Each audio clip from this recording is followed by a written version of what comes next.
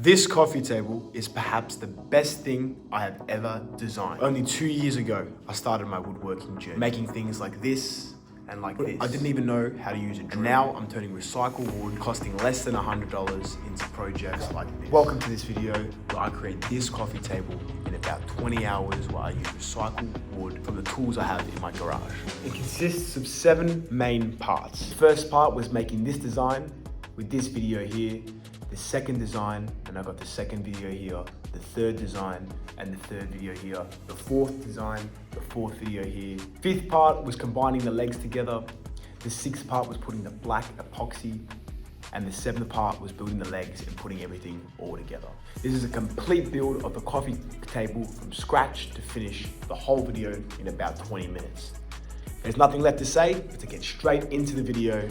And in the background, I'm just playing a 20-second time lapse of the whole build, putting everything together and showing the final result now. And let's get ready and run the intro.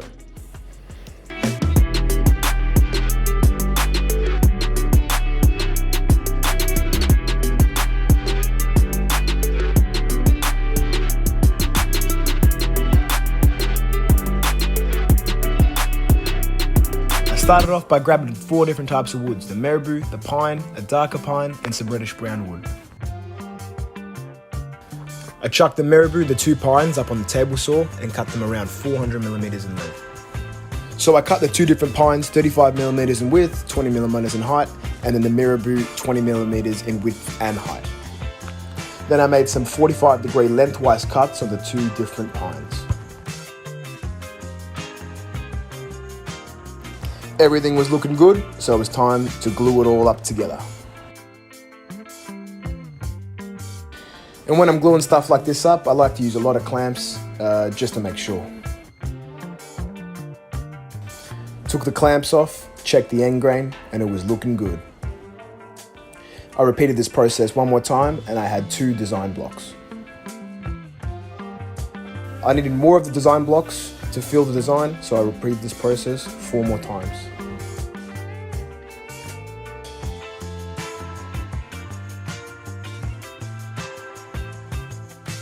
So I finished up the 6 design blocks, and it was time to cut up the reddish wood.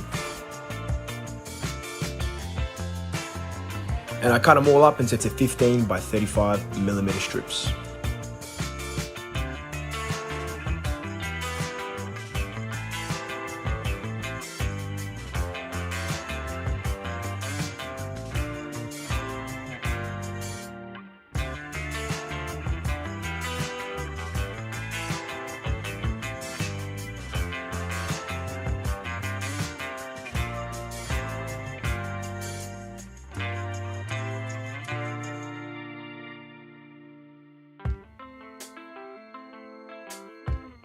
Forgot to glue up some of the design blocks, so you just see me here gluing them up now.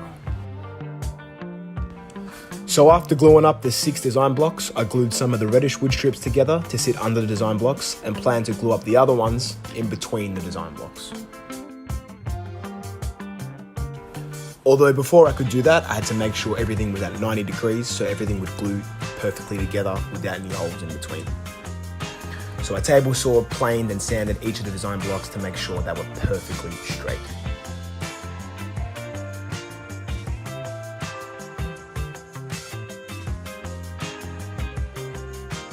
Then once this was done, we could finally glue everything up together.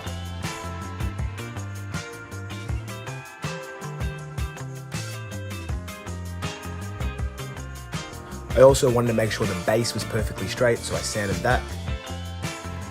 Glued it on, clamped it up, and waited overnight. The next day, I was proud. Got rid of the clamps to see how well it all glued up together. And would you look at that? Perfect, no holes. So we sent her through the planer, put her with the sander, and I think I chopped her up on the table saw to make 35 millimeter pieces. So I cut horizontally through the design to make it look like this.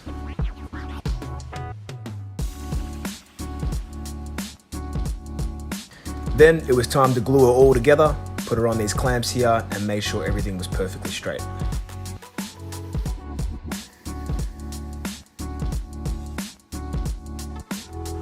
Then I took her out to the sun, took some videos, and there you have it, how I built this design from some scrap wood.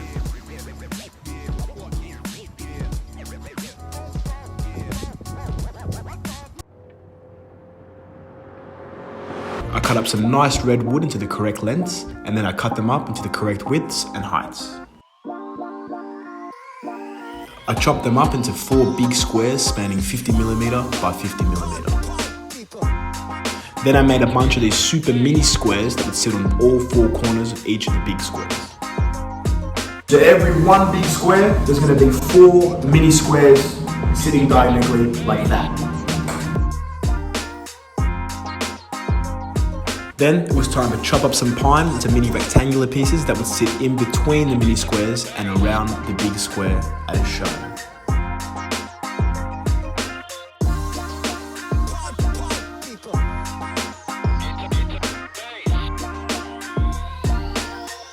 So that was the first end grain of the design. Next was to make the second, which would look like this.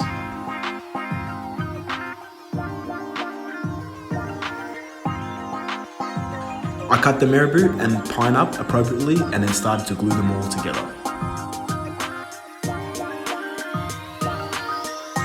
I decided to glue them up layer at a time, clamped it, waited for the glue to dry, sanded it, and then glued the next layer. I did this with both designs. So this part actually took forever. For both the designs, I had to glue 1, 2, 3 pieces, 1, 2, 3 pieces, and then 1, 2, 3 pieces, and then glue those 3 all together to get the 9 pieces all together. Okay.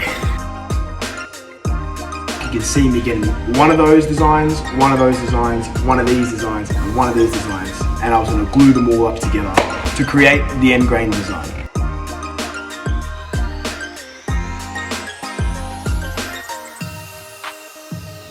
Once this super lengthy process was done, I sanded each of the pieces.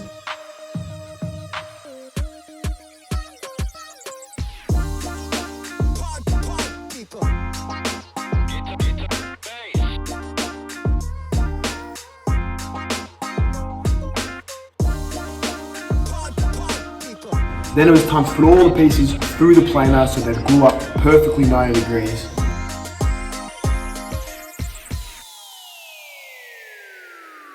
Time to finally glue them together, let it dry overnight.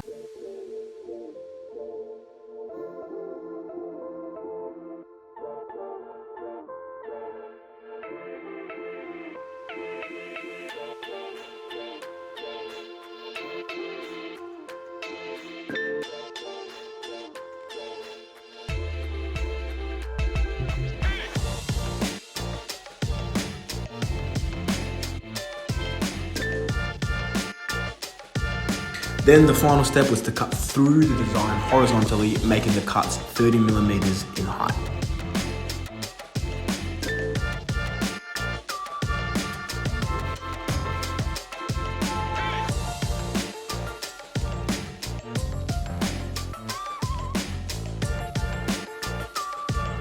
And then once that was done, I flipped every second piece and glued them all up together, overused on the clamps, and then it was done with the second design.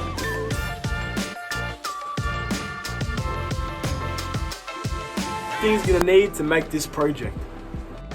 To start the project, you're gonna need 1 light wood, a darker wood, another type of lighter wood, and a circ saw.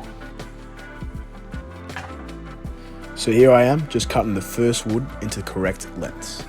I did a few more cuts on the table saw, and then started to cut the second and third on the table. And then to make sure everything was perfectly flat, I sent all the pieces through the planer. And then I sanded it as I was gonna glue each wood on top of each other.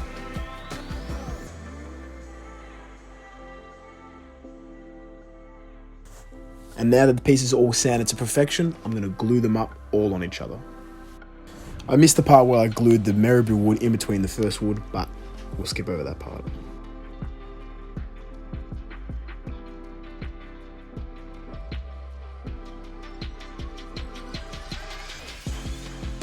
Now I'm setting through the planer again just to make sure everything's nice and flat. So I set it up on the table saw 30 degrees angle and cut as shown in the video. After this process was done with the lighter wood, I did it again with the marabou. Now these guys came out at a funny shape, so I had to cut them off 90 degrees to get that design working nice.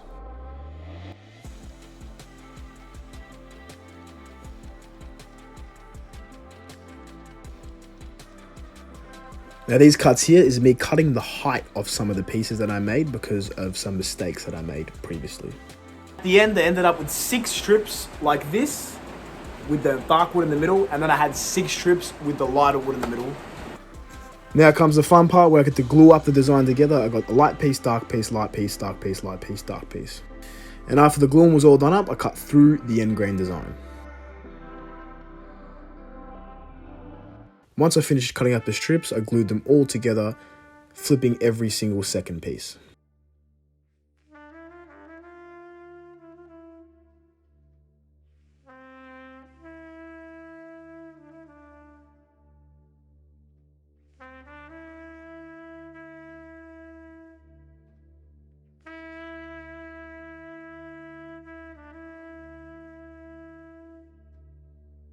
So this next part made me realize that for the dimensions of the table, I didn't make enough of the design. So I repeated the whole process again, making sure I made heaps more of the design again.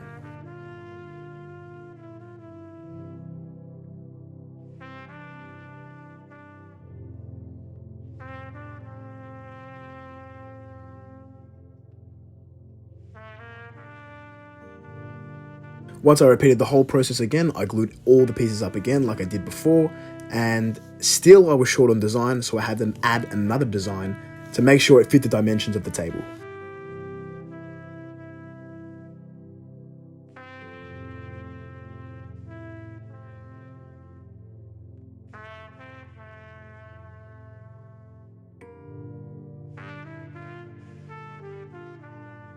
And once all that was done, I squared the design on a 90 degrees angle. And then I proceeded to sand it to a nice 320 grit.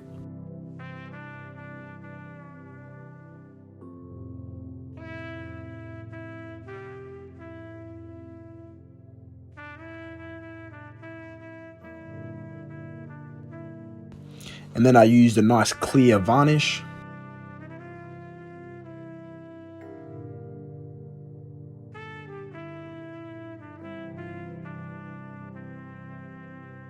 And these are the videos that I took at the end, and that's the design.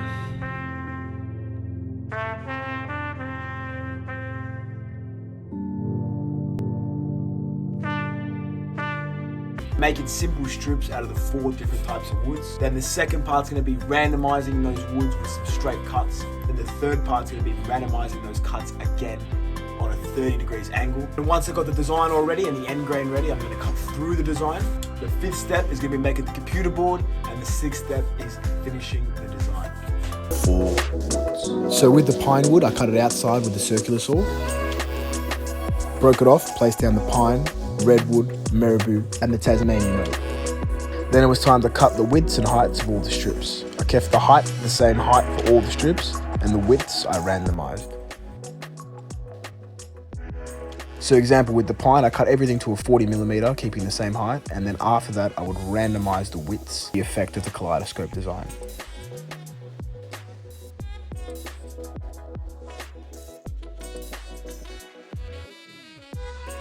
The pine was so big and heavy that the table saw wasn't high enough to cut the pine in one piece, so I had to cut it, then flip it and cut it again in 2 cuts. So with the pine, I'm cutting everything to 40mm, and then once I get everything to 40mm, that's when I start randomizing the widths of the cuts.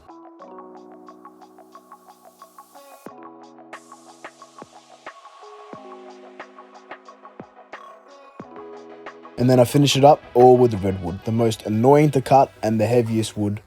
I did it exactly the same process as the other 3 woods. So here you can see the nice spread of the different 4 woods I had. I started randomizing the strips so I could glue them all together.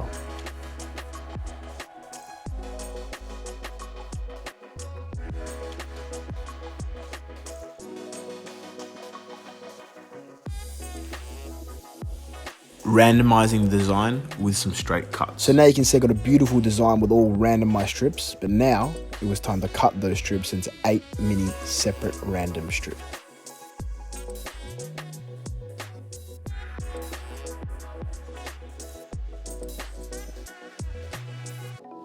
Then you see me here just squaring off the edges.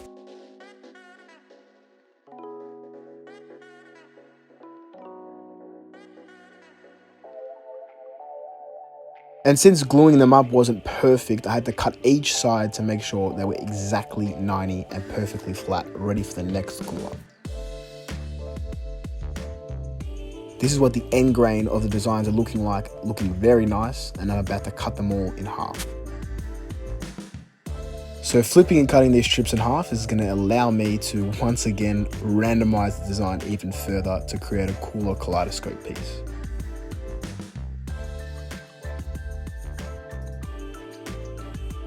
And like I said before, I'm just reorganizing and gluing all the pieces up to get that crazy kaleidoscope end grain design.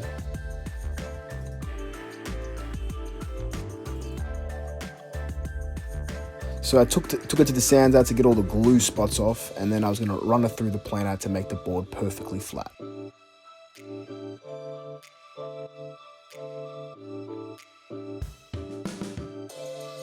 Further randomizing the design with 30 degrees cuts. Okay, this is the last time I'm going to reorganize and cut everything together, but I had to make some 30-degree cuts because it's not a kaleidoscope without some angled cuts. So I cut 30 degrees on one side of the board and 30 degrees on the other side of the board and left about 60 to 70 millimeters in the middle.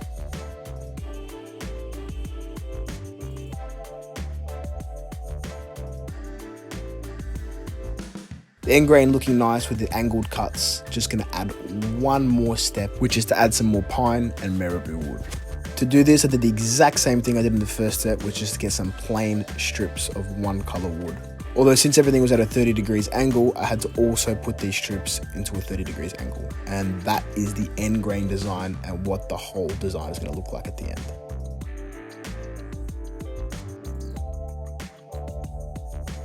So of course I had to glue everything up together, reorganized it and glued it up all together. This process is actually sped up 30 times normal speed, plus I cut bits out because this took about 30 to 40 minutes just to glue it all up together. And this part is sped up to times 70.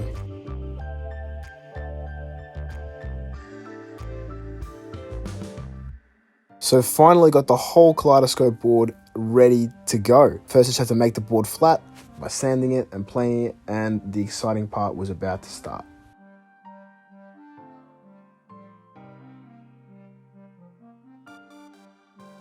Step 4, cutting through the design.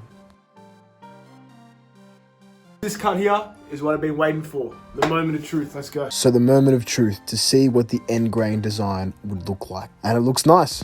So earlier I cut the whole board in kind of like into a big board and a small board because it was too big to put on my table saw.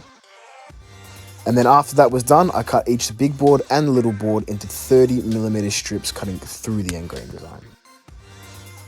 This design right here, look how sick it looks. Making the computer board. So I didn't actually need that much design for the massive coffee table I'm making. So I decided to make a coffee board and a chopping board, and this is just me gluing up the computer board.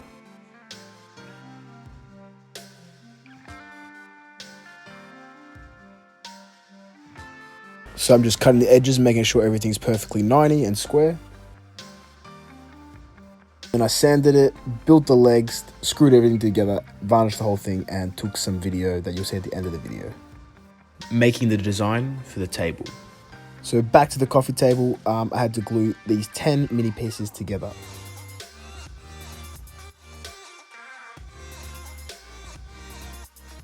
So I cut everything at 90 degrees and then I glued it up together, and then once again cut everything 90 degrees again after I planed it. And then it was done. Time to finally varnish the whole thing and take some videos for this video. And this is what it looks like out in the sun. Unfortunately, I only took a portrait video, so you can't see the whole board all at once, but you can see the immaculate attention to detail that was produced from all these randomized cuts that I made. And then I think the thing that came out the coolest was this chopping board, where I used 3 separate designs to make this chopping board, and it looks insane. Just look at the detail on that board. And then the third thing I made out with the design is the computer board, which used up actually most of the design. And I'm really proud of this one. Those zigzags are the extra strips I added at the end, and they really look cool. The first step was to get these marabou and pine strips to get our sandwiches that we're going to sit in between designs, and then finally glue them up to connect the designs. So I cut all those pieces up, glued them all up to make them sandwiches, and then glued the 4 designs together. I glued them all up one by one to ensure there was a perfect square in the middle for this black epoxy.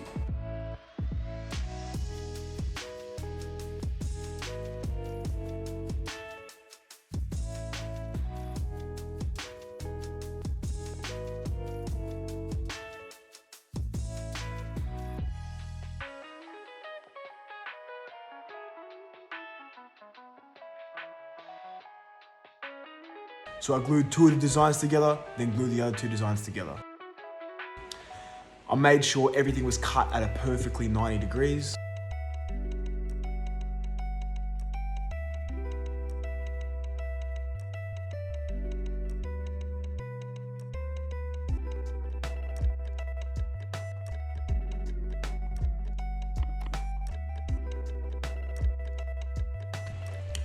Clamped everything and then put weights on the whole board to make sure everything was even. I waited for the glue to dry, took everything off, made some more cuts so that the whole piece was at 90 degrees so I could put a pine border on. I then sanded it.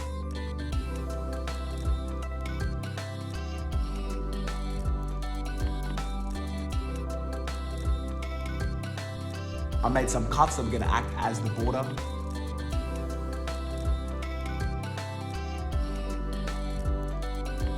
Glued the border.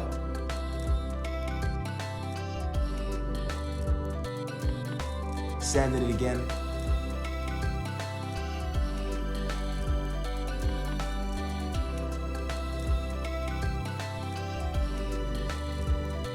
And then it was ready for the next part, epoxy.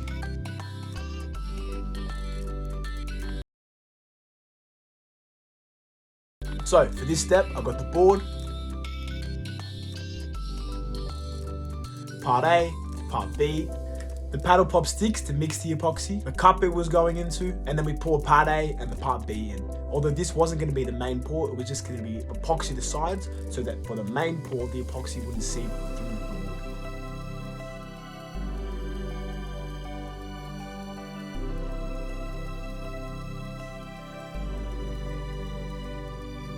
So here, you can see us mixing it very slowly, the part A and the part B, to eliminate bubbles and streaks, so it looks nice for the final product. Then we lift up the tabletop, apply the epoxies in the inner border of where the pour was going to go, so the epoxy wouldn't seep through. Next was the actual epoxy pour, the real epoxy pour. Sprayed it so it wouldn't stick through, means that the blackboard wouldn't stick to the tabletop. Clamped the tabletop to the blackboard so it wouldn't move. Applied the silicone so the epoxy wouldn't seep through the gaps. And then we got ready to mix the main epoxy pour.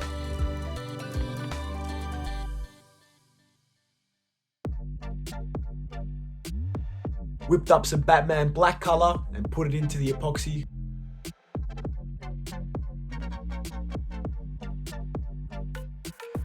We poured in half the height into the middle of the table.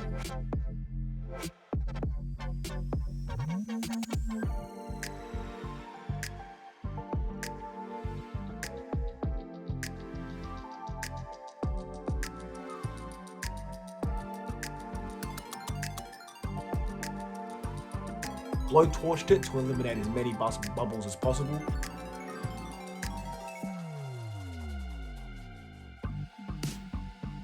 And then we added the rest of the half, blow torched that, and it was ready to go.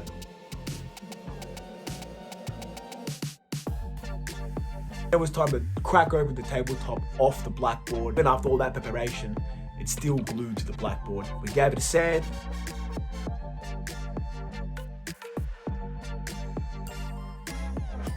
Gave it a varnish.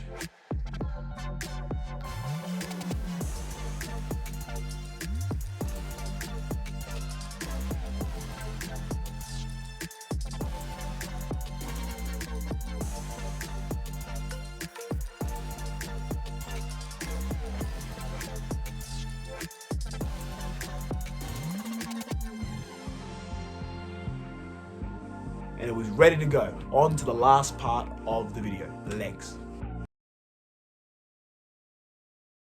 Big, beautiful pine log. Chopped her up into pieces, 3 pieces to be precise.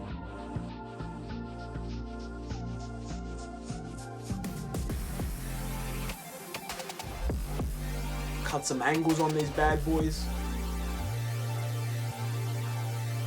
Measured up where I was going to make the jewel cuts. Made the jewel cuts.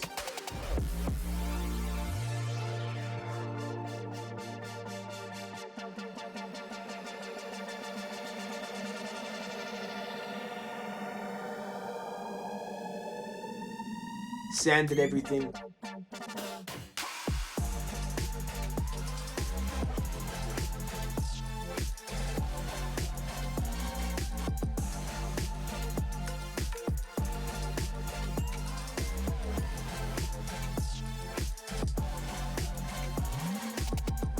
Applied some finish.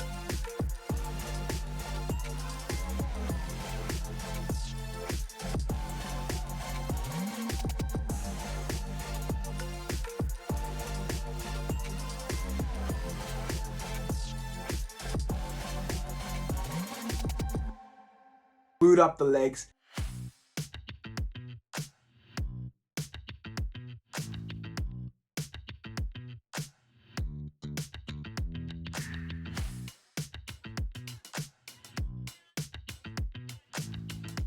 Clamped up the legs and screwed up the legs. And yeah, but this took like 30 hours to make, another 10 hours to film, and another 10 hours to edit. So give us a like, give us a subscribe, and yeah, I got this piece coming out soon, and I'm also building a dining table with some cool X-shaped legs and epoxy going through the middle. That's gonna be cool, so stay tuned.